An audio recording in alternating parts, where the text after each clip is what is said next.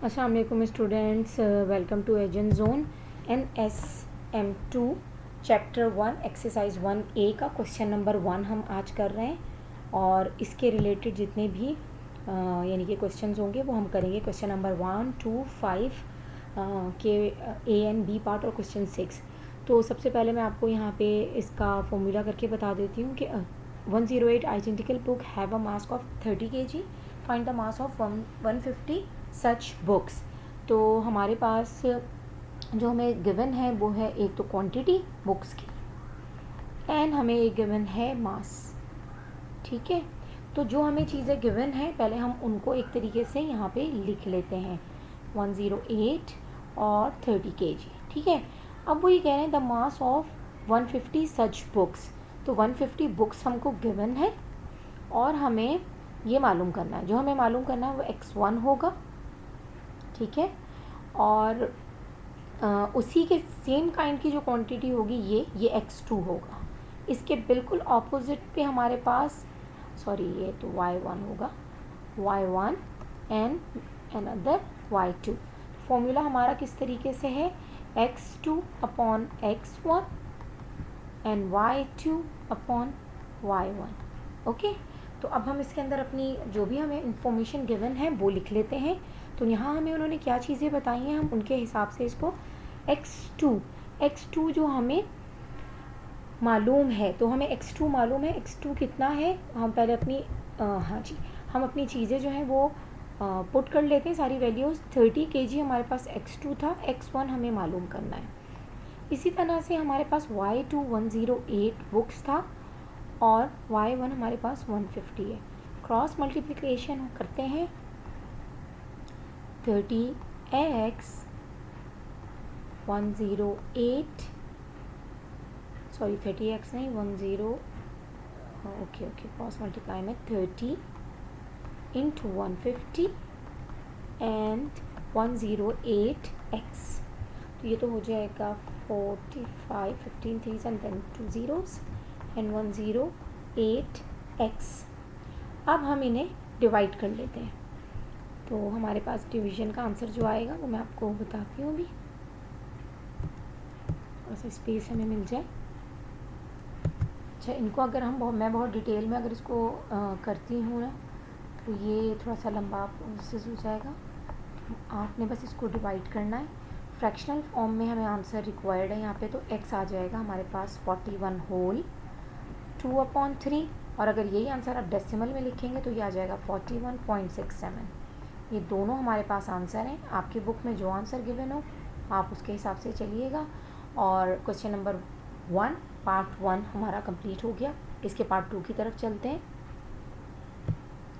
Part 2 में वो हमसे कह रहे हैं the mass of such books that has a mass of 20 kg। Okay, अच्छा जी, पार्ट 2 में वो कह रहे हैं the number of such books that has a mass of 20 kg। तो आपको पता है कि 108 बुक्स का मास था हमारे पास 30 kg। ठीक है, अब यहाँ इन्होंने हमें गिवन कर दिया है क्या। अच्छा, यहाँ पर भी आपको अपने ये देखना है कि अगर हमने नंबर ऑफ बुक मालूम किया था, यहाँ हम क्या मालूम कर रहे थे, मास मालूम कर रहे थे, तो यहाँ आपने यूनिट लिखना है। ऊपर वाले क्वेश्चन के अंदर भी हमें यहाँ पे यूनिट लिखना था kg। ठीक है, तो यूनिट लिखना ना भूलिएगा, ये बहुत बड़ी गलती हो जाती है। अब हमें गिवन है 20 kg। अब वो कह रहे हैं कि आप नंबर ऑफ बुक्स बताएं। तो ये हमारा x है, अगर ये x1 है तो ये y1 है और ये x2 है और ये y2 है। अब हम पहले तो वैल्यूज़ पुट कर लेते हैं। हमारा फॉर्मूला क्या था, x2 over x1 into y2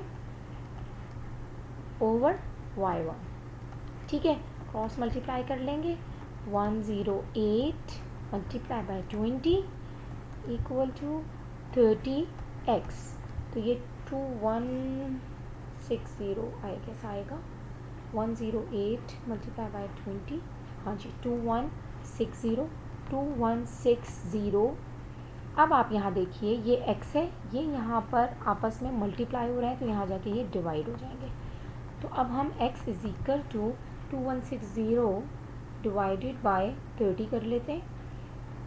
तो हमारा आंसर 72 आ जाएगा। ठीक है, ये देखें, ये इस तरीके से भी आ जाएगा। आप 0 से 0 कैंसिल कर लें, 3 1 3, 3 7 21, 3 2 6। तो हम ये कह सकते हैं कि 20 kg इक्वल टू 72 बुक्स के। ठीक है, क्वेश्चन नंबर 2 की तरफ चलते हैं। क्वेश्चन नंबर 2 है, in a book store 60 identical books occupy a length of 1.5 metre, यानी कि हमें लेंथ भी गिवन है और नंबर ऑफ बुक्स भी। On a shelf find the length occupied by 50 such books on a shelf. तो आपको यहाँ पे हम ले लेते हैं बुक्स, दूसरा हमारा हो जाएगा लेंथ। ठीक है, और हमारे पास आ जाएगा, ठीक है, ये लेंथ हो गया हमारा। ओके, बुक्स हैं 60, लेंथ है 1.5 मीटर। अब वो कह रहे हैं द लेंथ फाइंड करना है हमको, the length occupied by 50 books, यानी कि 50 बुक्स कितनी लेंथ ऑक्यूपाई करेंगी। एक्स फाइंड आउट करना है, x1 x2 y1 y2।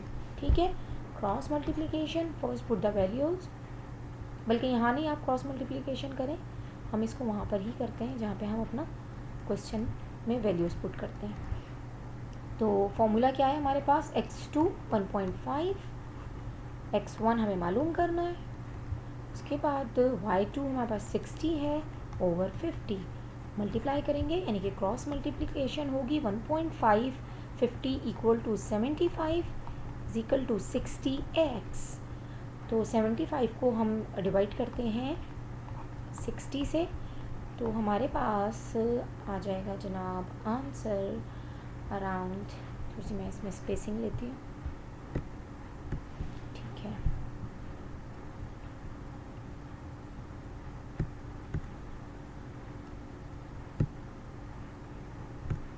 Okay, तो मेरे पास आंसर आ रहा है x is equal to 1.25 metre, यानी कि हम ये कह सकते हैं कि 60 बुक्स, ये देखिए यहाँ पर अगर मैं आपको ये कलर चेंज करके बताऊँ तो ज़्यादा अच्छा रहेगा। तो आप यहाँ ये देखिए कि 60 बुक्स 1.5 मीटर की लेंथ ऑक्यूपाई कर रही थी, तो हमें मालूम करना था कि 50 बुक्स कितनी ऑक्यूपाई करेंगी। तो हमें ये मालूम हो गया है कि 50 बुक्स 1.25 मीटर ऑक्यूपाई करेंगी। चलें नेक्स्ट क्वेश्चन की तरफ चलते हैं। नेक्स्ट क्वेश्चन में वो कह रहे हैं बेटा, the number of such books needed to completely occupy a shelf that is 80 centimetre long. सबसे पहले 60 इक्वल टू 1.5 मीटर को ऑक्यूपाई कर रहा है। अब उन्होंने हमें 80 सेंटीमीटर गिवन कर दिया है और उन्होंने कहा इसे आप मालूम करें। तो ये हो गया x1 और ये 80 सेंटीमीटर। ठीक है,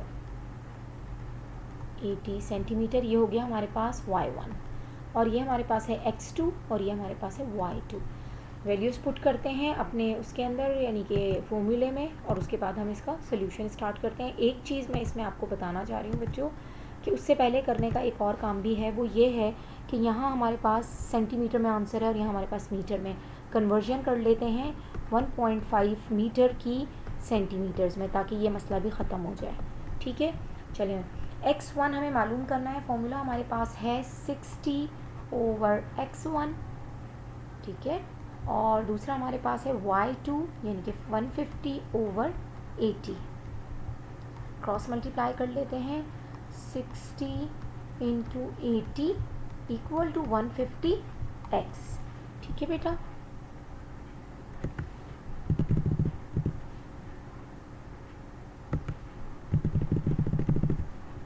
okay, I think it is enough.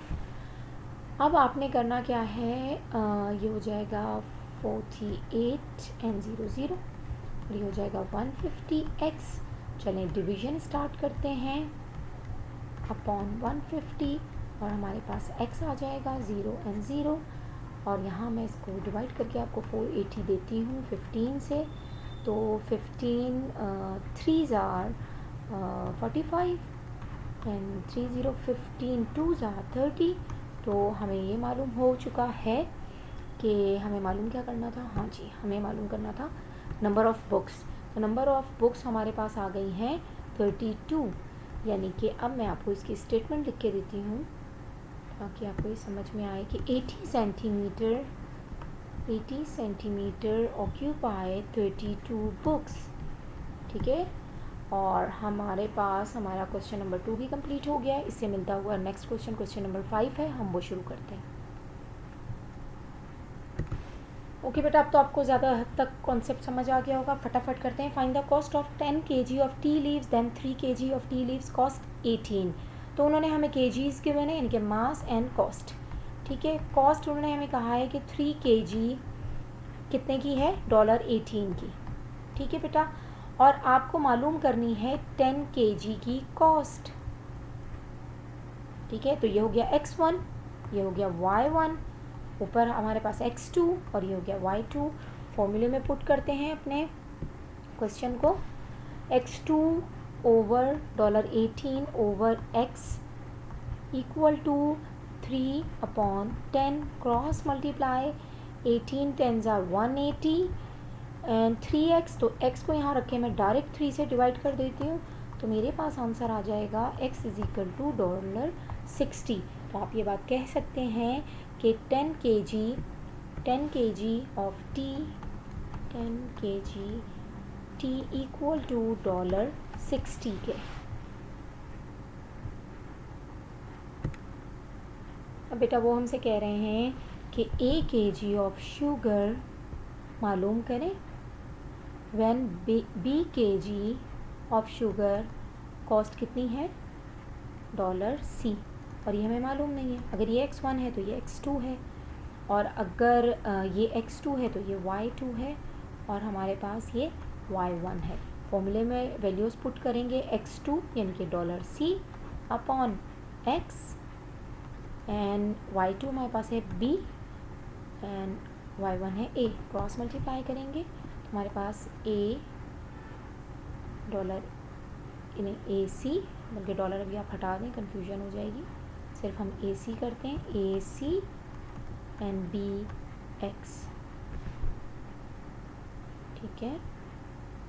हमें A फाइंड आउट करना है, A यहीं रहेगा, और BX ओवर C डॉलर हमें कॉस्ट मालूम हो जाएगी। बस ये हमारा क्वेश्चन है। आपको सिर्फ ये पता होना चाहिए x1 क्या है, x2 क्या है।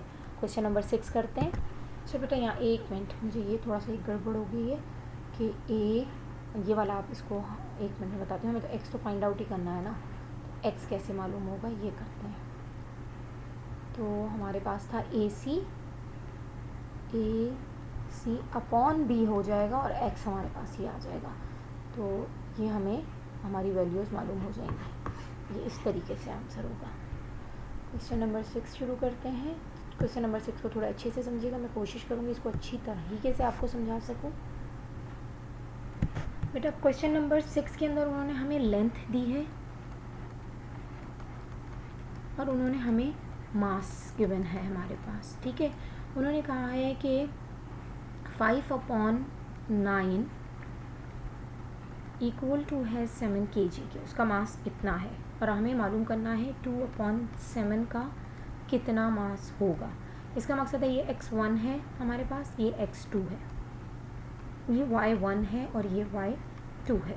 फॉर्मूले में पुट करते हैं पहले इन्हें। अच्छा जी बेटा, तो x2 है हमारे पास 7 kg, x हमें फाइंड करना है, y2 है हमारे पास 5/9 अपॉन 2/7। तो आप ज़रा सॉल्यूशंस पे गौर कीजिएगा। 7 kg upon x as it is ही रहेगा, 5/9 एक दूसरे से डिवाइड हो रहे हैं, यानी कि 5/9 डिवाइडेड बाई 2/7। इसको इस तरह लिख कर हम अगर यहाँ पे रेसिप्रोकल करते हैं, आपको पता है कि डिवीज़न का साइन हम किससे बदलते हैं, मल्टीप्लिकेशन से बदलते हैं। तो 5/9 इंटू 7/2, क्योंकि यहाँ न्यूमरेटर और डिनोमिनेटर अपनी पोजीशन चेंज कर लेंगे, तो हमारे पास आंसर आ जाएगा 5 7 35/18, और यहाँ रहेगा 7 kg अपॉन x। अब हमारे पास आ जाएगा, अब बेटा हम करेंगे क्रॉस मल्टीप्लाई, ठीक है। 18 मल्टीप्लाई बाय 7 इंटू 35x। अब ये यहाँ मल्टीप्लाई हो रहा है तो मैं यहाँ इसको ला के डिवाइड कर देती हूँ। मैं चूँकि कैलकुलेटर के बगैर करना चाह रही हूँ तो इसलिए मैं आपको ये करके बता देती हूँ। 7 1 ज़ा 7, 7 5 ज़ा 35। तो हमारे पास जो आंसर आएगा यहाँ पर वो होगा 18/5। 18/5 को जब हम डिवाइड करेंगे तो 5 3 ज़ा 15 एंड 3, तो 3 होल हमारे पास x की वैल्यू आएगी 3 होल 3/5। ये हमारा आंसर आ जाएगा। और उम्मीद करती हूँ आपको ये क्वेश्चन समझ आए होंगे। अगर कोई प्रॉब्लम हो तो आप इनको दोबारा से देखिएगा। अब नेक्स्ट वीडियो में इंशाल्लाह हम प्रैक्टिस नाउ 2 यानी कि वर्क एग्जाम्पल 2 और प्रैक्टिस नाउ 2 से रिलेटेड क्वेश्चंस करेंगे इंशाल्लाह ताला। अल्लाह हाफिज़।